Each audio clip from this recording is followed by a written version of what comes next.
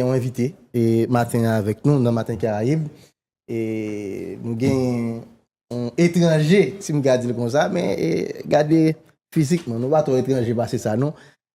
Après, je semble à blaser un pile avec pas Richard, non. Hervé. Pour ça, c'est Hervé, on dit.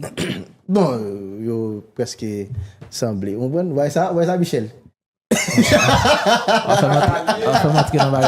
fait montrer dans bagaille. Oh la loi. Oh la loi. Eh bien, je veux dire, nous qui avec nous, porte-parole de l'émission multinationale là, qui est avec nous, une mission multinationale d'appui à la sécurité. Donc, c'est lui-même qui est avec nous, c'est M. Jacques Umbaka, qui est avec nous dans le studio Matin Caraïbe Matin. Nous allons regarder ensemble mission et quelques petites questions. On a dit qui ont préoccupé la population de Tassayo. Avec nous, nous allons regarder ça dans l'émission Matin Caraïbe. Alors, M. Umbaka, bonjour, comment ça va? Bonjour, ça va très bien. Merci pour l'invitation. Alors, comment ça va pour la mission en ce moment même? Comment ça va, la mission multinationale? Bon, premièrement, je dois quand même remercier la population haïtienne parce que c'est grâce à la population haïtienne qu'on a le pouvoir, qu'on a la motivation de travailler dur sur le terrain. C'est à cause de la population haïtienne que nous sommes ici. Si ce n'était pas la population haïtienne, je vous assure, on n'aura pas été ici. Mais grâce à la population haïtienne, nous sommes très fiers de la population. Ils nous supportent beaucoup sur le terrain.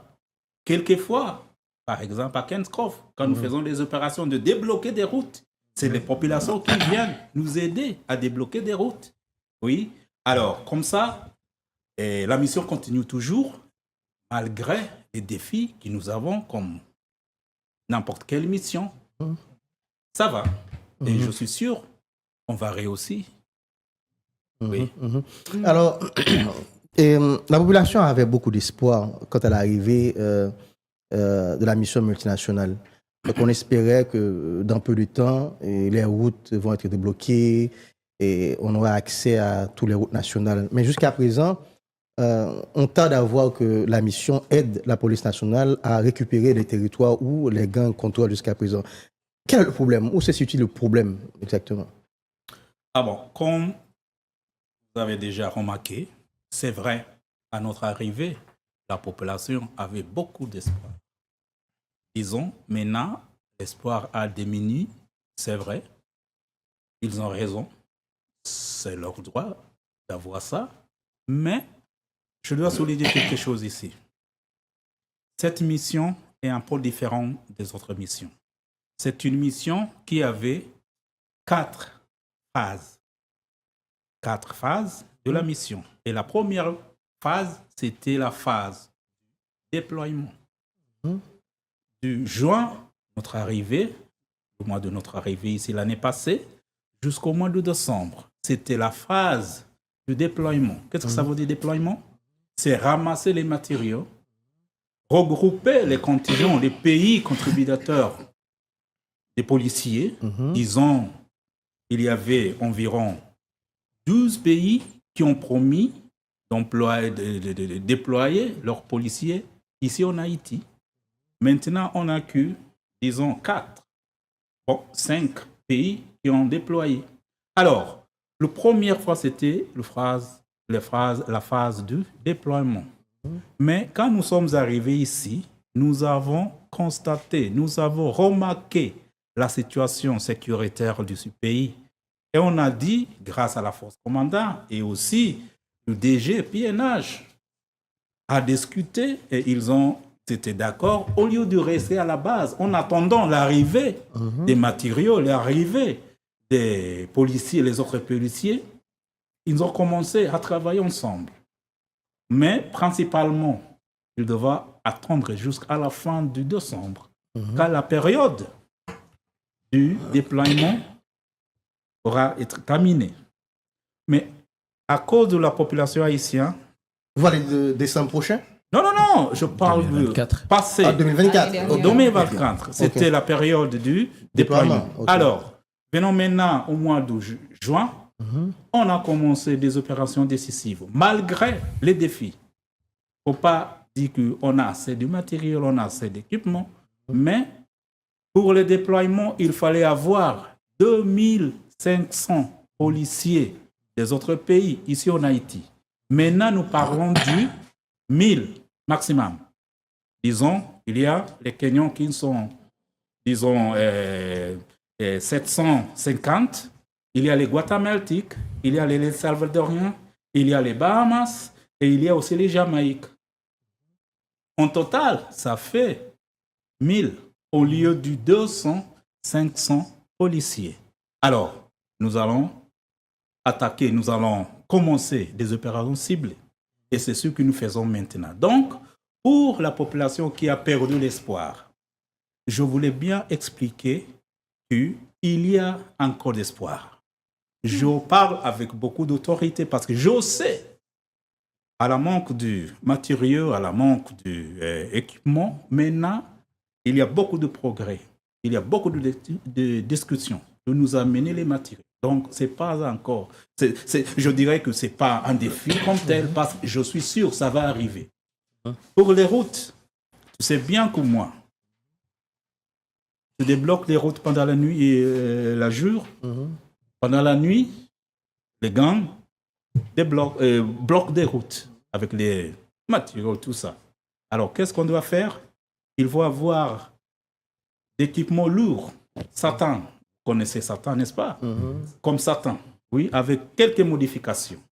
Si on achète les machines là, il faut faire quelques modifications. Et c'est ce que nous sommes en train de faire. Donc, on va avoir des équipements lourds pour... Ça commence à arriver. Ça commence à arriver. Dans quelques semaines, disons, quelques mois, ça va arriver. Oui. Mais nous savons pertinemment que la mission est une mission de soutien, une mission d'appui à la police nationale d'Haïti. Mais jusqu'à présent, comment ça va, votre coopération avec la police? Est-ce que ça arrive que la police mène des opérations et vous accompagnez la police? Ou ça arrive également que la mission, de son côté, mène des opérations en dehors peut-être des déploiements de la police nationale d'Haïti? Alors, pour ainsi dire, quelles sont les règles d'engagement? Ah, très bien. C'est une très bonne question, mon frère. Malheureusement, tu ne m'as pas dit partager votre nom avec moi. C'est Michel. Michel, j'aimerais t'appeler Michel. Moi, c'est Jacques. Plaisir. Avec plaisir. Alors, une très bonne question. La première chose, notre relation avec la PNH, grâce à Dieu, c'est très étroite.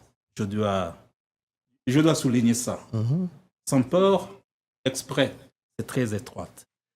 La coopération entre le commandant en chef, M. Geoffrey Otungue, et le DG PNH, M. Ramon Nomil, est très étroite. Et ça commence comme ça.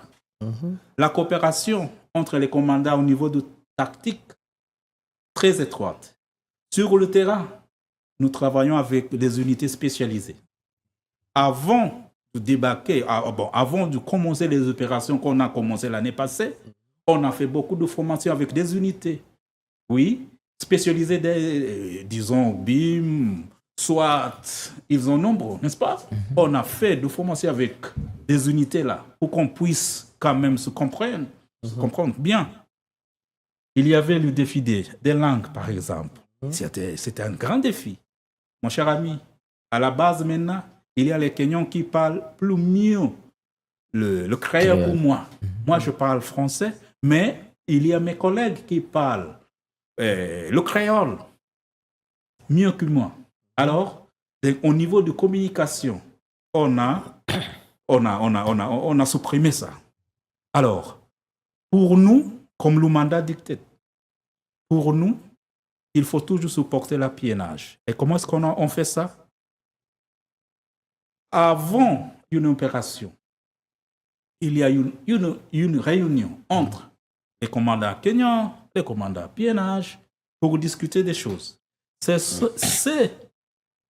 selon le mandat, supporter la PNH. Nous ne pouvons pas faire des opérations nous seuls, comme MSS. Surtout ici, à Port-au-Prince, et aussi à Antibonite. Donc vous devez accompagner la PNH? Toujours. Et vous voyez, ce qui m'intéresse, et grâce à Dieu ça arrive, c'est que nous partageons même les véhicules blindés. Parce qu'ils ne sont pas assez, mais nous partageons ça. Il y a des cas où il y a une pénurie du véhicule chez la PNH. Il nous approche pour demander est-ce que nous pouvons nous aider avec les véhicules blindés. Et nous accompagnons la PNH, policiers, sur le terrain. Alors, comme ça, malgré le défi des matériels, tout ça, nous partageons ça ensemble. Donc, notre relation avec la PNH est très étroite, malgré les ondits, les propagandistes qui aimeraient faire savoir qu'il y a un très grand problème au niveau de la PNH et la MSS. Écoute, moi, je suis le porte-parole de la MSS. Je connais mon collègue, il s'appelle Michel-Ange. Oui, c'est mon compatriote, Michel-Ange. Chaque semaine, nous avons eu une réunion avec lui. Le directeur de communication, M. Bron, le vieil homme là, avec beaucoup d'expérience, nous travaillons toujours avec lui. Alors, on a bien conclu que c'est le PNH qui fait le rapportage lorsqu'on fait, par exemple, une opération. C'est l'heure qui ramasse les armes qu'on a repris du gang, c'est l'heure qui les stocke. Pour nous, c'est seulement supporter la PNH. Et j'ai parlé du pape et Antibonite. Je sais comme Capéchian, disons, Maralabé, comment est-ce qu'on appelle ça? Mère Balé, par exemple. Nous ne sommes pas Mère Balé. Nous ne sommes pas là. Et parce que c'est trop compliqué ou... Non, parce que est-ce que Mère Balé au Port-au-Prince? Non? Oui? Non, n'est-ce pas? Alors, pour la mission, c'était vraiment très clair. C'était les régions de préférence, c'était Antibonite et Port-au-Prince. Et là, c'est où nous faisons toujours le travail avec la PNH. Dans les autres régions, la vie continue comme toujours. La PNH font leur travail, même sans nous. Mais ici, à Port-au-Prince, nous devrons être accompagnés. Donc, vous êtes tenu à accompagner la PNH seulement de la région de Port-au-Prince. Principalement. Port-au-Prince et l'Artibonite. Oui, c'est bien clair. OK. Oui, en début de la mission. Donc, c'est ce qui explique votre absence à Mirbalais. Voilà, c'est ça. Et ça n'empêche pas la PNH de faire son travail comme... Oui, ça n'empêche pas. Monsieur Oumbaka, excusez-moi, mais entre-temps, de juin 2024 à mai 2025, la situation n'est plus celle qu'elle était l'année dernière. Donc, pendant votre présence, donc la situation a évolué. Est-ce que la mission ne tient pas compte de l'évolution de la situation pendant que vous êtes sur le terrain? Et pour s'adapter ou exactement, modifier par rapport à la nouvelle réalité sur le terrain. Votre règle d'engagement pour modifier ça. Mon cher ami, je ne sais pas si vous êtes des experts de la sécurité. Les questions que vous me posez, ce sont les questions très lourdes. Oui, et vous avez raison. On a bien constaté ça. Et c'est pour cela que, depuis mon interview, là où je vais, j'explique toujours que maintenant nous sommes dans des opérations décisives. Là, on ne parle pas trop. Okay.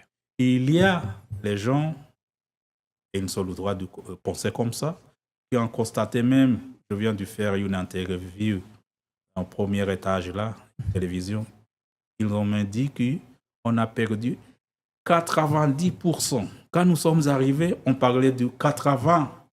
Maintenant, on parle de 90%. Mais je vous assure, mes chers amis, nous avons bien maîtrisé la situation ici à Haïti. Nous avons bien compris les tactiques que les gangs utilisent. Mais faites attention, les gangs vivent entre la population. Si c'est à Bel-Air, si c'est au village de Dieu, si c'est à Zolino, ils vivent parmi la population. Alors... Donc, vous tenez compte des dégâts et collatéraux, c'est ça? C'est ça, c'est très important. Imaginez, il y a les enfants qui ont déjà subi beaucoup de problèmes dans les mains des gangs. Et puis, nous arrivons comme MSS en chassant les bandits et malheureusement, on stoppe les enfants. Donc, il faut être vraiment très précis. C'est comme ça on fait ce qu'on appelle des opérations décisives. Beaucoup de planning avant de faire une attaque. Et mon cher ami, je vous assure, moi comme porte-parole, avec mon collègue Michel Ange, nous avons bien contrecarré beaucoup d'attaques. Soit à Port-Sondé, ils voulaient repris Petit-Rivière, le commissariat de Petit-Rivière. Ils voulaient reprendre ça. On a bloqué ça. Les gangs, ils voulaient prendre le commissariat du Kenskoff. On a fait des batailles pendant toute la nuit, il y a 2 semaines. Et on a stoppé beaucoup de gangs. Ils étaient à l'académie de police. Claire Racine. Même à Bimou. À Bimou aussi. Dans les unités spécialisées. BIM. À BIM, oui. On a bloqué ça. Donc, il y a beaucoup d'opérations que nous avons faites, mais on ne se parle pas de ça. On ne parle pas de ça. Ce sont des actions. Donc, je peux avoir raison pour noter que c'est comme si les gangs ont repris le territoire, mais en vrai sens, il y a beaucoup de choses qui se passent figurativement sous-sol. Oui. Et ce sont les opérations ciblées pour qu'on puisse avoir les collateral damage. C'est très important. Oui, monsieur Obaka, je suis Célestin. Pour faire les Célestin. Oui. Et lui, Saint-Ton. C'est Saint-Ton. Saint-Ton. Je vous écoute avec beaucoup d'attention parce que vous avez parlé de votre bonne communication avec les autorités policières et surtout le porte-parole de la police, Michel Ange. Je veux qu'on discute du volet social de la mission. Est-ce que vous rencontrez les populations qui sont victimes, les déplacés dans les camps? Est-ce que la mission que vous êtes le porte-parole a un volet social qui rencontre cette population pour non seulement avoir des informations, mais pour montrer un élan de sensibilité par rapport avec la réalité qu'ils connaissent? Oui. Et c'est très touchant, cher ami. C'est pas facile pour nous. C'est pas facile de voir la population déplacée. C'est pas facile pour nous. Par exemple, l'année passée, au mois de décembre, nous avons eu une fête à Caribé. Nous avons invité les enfants qui s'étaient déplacés à Caribé. Nous avons préparé nos médecins pour aller soigner les enfants avec leur mère à Caribé. Donner les drogues, les médicaments gratuitement. Et aussi manger, partager avec eux, donner des habits. Comme ça, nous avons beaucoup pris ce qui se passe là-bas. Mais quelquefois, encore, même à Solino, nous voyons ce qui se passe là. Les policiers nous disent les histoires, ce qu'ils voient sur le terrain. Et c'est dommage ce qui se passe. Et pour nous, on n'aimerait pas voir ce qui se passe au niveau de la population haïtienne. C'est ce qui nous pousse à travailler dur. Mon cher ami, depuis mon arrivée ici, je n'ai jamais été rentré chez moi au Kenya. Ça fait maintenant 11 mois que je reste ici. Je ne vois pas ma famille. Je suis ici. J'ai une famille. Il se manque de moi. Mais je suis ici à cause de la population haïtienne. Et je vous assure, mes chers amis, je parle avec beaucoup d'autorité. Pourquoi? Parce que je sais beaucoup de progrès est là pour l'amélioration de la mission. Donc pour moi, il ne faut pas perdre l'espoir. Alors, Madame. Attendez, il y avait des rumeurs qui disent que les soldats ou les policiers kenyans ne veulent plus s'engager dans des combats à cause des chars qui ne sont pas adaptés, ils ne sont pas en sécurité. Et concernant ces rumeurs, est-ce qu'il y a vrai dans tout ça? Bon, pour ça, comme je vous avais dit, ici, même si tu achètes de nouvelles machines, tu achètes des véhicules blindés, il faut quelques modifications selon le terrain. voyez? Il faut quelques modifications. C'est pour cela qu'on a certains. Nous avons les bulldozers, l'équipement très lourd. Mais on ne peut pas utiliser des bulldozers très lourds. Ici, sont faits là. Mais les chars donnés par les États-Unis ne sont pas adaptés? Non, ne sont pas adaptés. Je dirais, ils sont bien adaptés, mais il faut quand même Des modifications. faire quelques modifications. Ça, c'est clair. Et c'est ce que nous sommes en train de faire. Alors, pour les véhicules blindés, ici, vous savez bien que moi, pour les bandits, se profitent des bâtiments abandonnés. Quelquefois, ce sont des bâtiments de 3e étage, 4e étage, et ils se profitent lorsqu'ils tirent de là. Alors, il faut avoir des véhicules blindés pour quand même les combattre. Alors, pour les matériaux, ils sont là, mais nous sommes en train maintenant même de faire quelques modifications. C'est très important et c'est ce qui se passe. Je dirais, je vais ajouter, peut-être les matériaux ne sont pas assez, parce que nous espérons que beaucoup de personnel, beaucoup de policiers vont arriver. Lorsqu'ils arrivent, ils trouvent les matériaux sur place. Ils trouvent les véhicules blindés sur place. C'est pour cela que nous poussons toujours. Ramenez-nous beaucoup de matériaux. Parce que nous sommes sûrs que nous allons réussir dans cette guerre. Oui. Yasmine. Quand même. Bonjour. J'attendais toujours. En fait, j'apprécie votre optimisme. J'aurais aimé être ainsi. Cependant, j'ai un souci. Après 11 mois, vous dites que vous avez fait des choses qu'on n'a pas communiqué avec la population. Cependant, on est conscient qu'il n'y a pas d'amélioration. En termes de bilan, après 11 mois, vous avez réalisé quoi?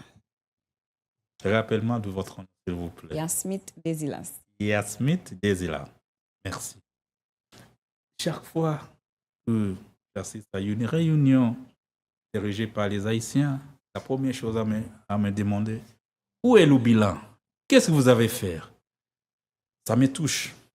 Premièrement, parce que je sais, il y a les Kenyans, les policiers kenyans qui ne dorment jamais. Ils sont sur le terrain. Pendant le jour, pendant la nuit.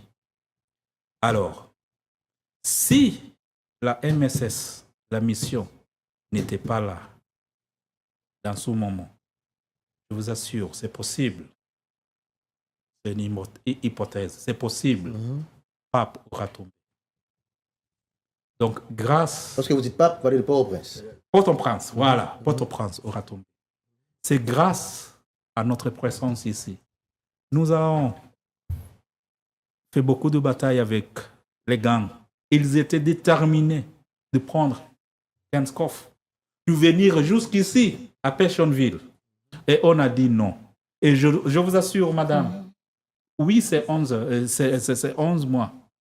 Mais l'important, c'est que nous, comme MSS, nous, comme les Kenyans qui font le combat, je vous ai dit, il y a Jamaïque, Guatémaltique, El Salvador, Bahamas. Ils font la sécurité statique. C'est le Kenya qui fait les combats. Alors, je vous assure, madame, le Port-au-Prince ne peut pas tomber. Car nous, les Kenyans, sommes ici. On l'espère. Haïti, la Port-au-Prince, c'est notre pays. Nous sommes ici pour la population haïtienne. Avant la discussion, j'ai vu vous blaguer. On se ressemble beaucoup. Nous sommes des Africains. Vous êtes mes frères, mes sœurs. C'est ça. Si je sors d'ici et je ramasse mon uniforme et je m'habille dans le costume civil, personne ne va savoir que je suis Pas Kenyan. comme celui-là. Non. Regardez les couleurs. Personne ne va savoir que je suis Kenyan. D'accord? Yeah. C'est pour cela que je dois vous assurer que nous faisons ce que nous pouvons faire pour être sûr que la Port-au-Prince ne peut pas tomber quand nous sommes là. On l'espère. Juste avant Hervé, et vous pensez quoi des brigadiers? Donc, on a un Canapé qui est très motivé pour... Comment? Les brigadiers. Vous pensez quoi des brigadiers? Il y a, vous avez entendu parler de Canapé. Mhm, La population, elle est motivée pour participer à résoudre, si je me permets de le dire, le problème de sécurité. Bon, pour moi, c'est mon avis personnel. Lorsque vous avez la coopération avec la population, c'est quelque chose à être très content. La population joue un très grand rôle dans cette guerre, dans cette bataille. Alors, pour moi, c'est seulement comment diriger la population, comment les guider, c'est ce qu'il faut faire. Oui, pour qu'ils puissent quand même améliorer, travailler en synergie avec la police, avec nous. C'est ça mon avis personnel. Hervé. Monsieur Mbaka, je suis Hervé Saint-Ilus. Vincent? Saint-Ilus. Ok. J'ai pris mon temps pour vous regarder. Je vous entends parler avec beaucoup d'intérêt. J'ai quelques questions, très honnêtement. Vous faites pitié. Vous parlez de progrès. Dans quel sens? Est-ce de votre côté ou du côté des terroristes? Et pourquoi à chaque instant vous citez des gangs? Vous ne dites pas des terroristes.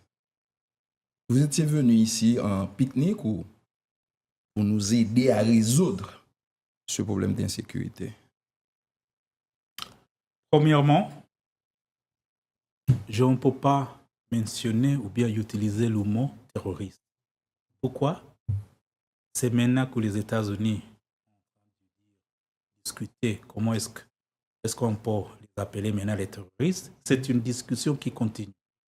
Selon le mandat qu'on nous a donné, là-bas c'est mentionné les gangs. Ils sont même nommés les gangs. Ce sont les gangs qui se trouvent ici en Haïti. Alors, donc nous allons continuer à utiliser le mot gang jusqu'à ce que le mandat va être échangé par l'ONU, par exemple. Ça, c'est leur mode d'opératoire. Oui, oui. Il n'y a pas une différence? Je ne voulais La façon pas, dont ils opèrent? je ne voulais pas discuter ça ou bien discuter ça. Mais tu me diriges à discuter ça. Il y a quelques changements. Chez nous, nous combattons les terroristes. Donc, ce n'est pas quelque chose de nouveau ici. Chez nous, c'est Al-Shabaab. Al-Shabaab fait doctriner les jeunes. Chez nous, c'est en Somalie, là où il y a la guerre. Mais ils traversent le frontière pour entrer dans notre pays. Donc, nous avons des expériences au niveau du terrorisme. Alors, ce n'est pas quelque chose de nouveau pour nous, les Kenyans. Par exemple, moi-même, j'étais le chef de unité qui s'occupait des terroristes, qui s'occupait de réhabilitation, réintégration des jeunes qui sont engagés avec les terroristes. Alors, pour moi, à retenir à votre question, mon frère, nous ne sommes pas venus ici touristes. Nous ne sommes pas venus ici pour pique-niquer, si je peux utiliser le mot comme ça. On a déjà perdu 2 policiers. Maintenant, on parle d'un policier à Savienne qui est, comment dirais-je, missing in action. On n'a pas retrouvé son corps. Alors, pour nous, chaque fois que je parle des bancs, des gangs, c'est parce que j'aimerais que la population sache ce que nous faisons. Ils ont le droit de savoir ce que nous faisons. Alors, chaque fois j'attends quelqu'un qui nous appelle les touristes, je me demande, est-ce que vous êtes au courant combien de policiers sont blessés en combattant les gangs? Je vous avais dit, ce n'est que le Kenya qui fait le combat. Où sont les autres pays? C'est donner des sécurités statiques, c'est-à-dire pacifier à l'aéroport, à GPNH, donner des sécurités statiques. C'est nous, les Kenyans, qui risquent leur vie de descendre jusqu'à Kenskoff pour combattre les gangs. Donc, quand même, il faut avoir quelques, comment dirais-je, quelques sentiments pour apprécier, même si ce n'est pas ce que nous espérons que nous pouvons faire. Mais quand même, apprécier les policiers qui font ce qu'ils peuvent faire avec ce qu'ils vont. C'est très important. Ça nous donne la motivation. Non, j'allais dire, ce n'est pas parce que je n'ai pas apprécié, mais très honnêtement, votre autorité ne fait pas assez d'autorité en Haïti. Je vous le dis très sincèrement. En Vous avez termes de raison. résultats. Sinon, moi, ce sera ma dernière question, M. Mbaka. Vous aviez mentionné au tout début de l'interview que la mission comporte plusieurs phases. Vous avez parlé de la phase de déploiement et la phase peut-être de combat. On est à quelle phase aujourd'hui et à quoi s'attendre dans les jours à venir? Est-ce que la population pourra respirer Enfin. et à quoi s'attendre? Merci d'avoir revenu à la question là. C'est très important pour que la population puisse savoir comment se déroulent des choses ici. Donc, la première phase, c'était la phase de déploiement. J'ai bien expliqué ça. La deuxième phase, c'est la phase des opérations décisives, des opérations ciblées. Aller arrêter, et neutraliser si possible, les chefs de gang. C'est la phase des opérations décisives. La troisième phase, c'est la phase de stabilisation. Vous voyez? Maintenant, il y a de la paix. D'accord. Pour la phase de stabilisation, est-ce que les infrastructures gouvernementales fonctionnent, marchent? Est-ce que le COP, c'est Conseil électoral provisoire, par exemple, pour faire le référendum, pour faire les élections, c'est la phase de stabilisation. Et puis, à la fin, la quatrième phase, c'est la phase de transition. Est-ce que maintenant, il y a un gouvernement, un pouvoir qui est légal, qui est accepté par la population? C'est ce qu'on avait comme vision pour cette mission. Et si tout déroulait bien comme prévu, c'est ce qu'on devrait avoir. Donc pour nous, quand nous sommes venus ici, nous étions assurés. Nous allons partir d'Haïti après la phase de transition. Vous êtes au courant? Kenya va commencer leur ambassade ici en Haïti. C'est parce que nous savons qu'il y a beaucoup de choses à faire avec nos frères, sœurs haïtiens. Et c'est pour cela que nous sommes là pour les Haïtiens. Donc ce sont les 4 phases que nous avons.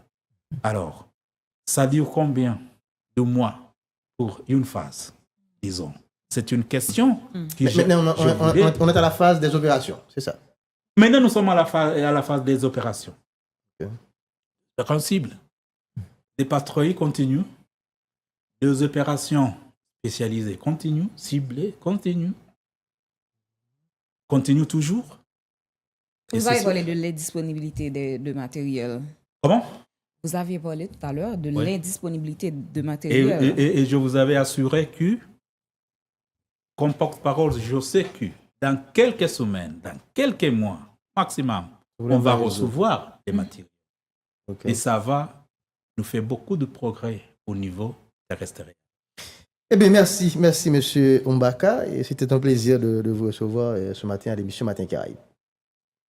Merci en pile et que Dieu vous bénisse. Merci à vous aussi.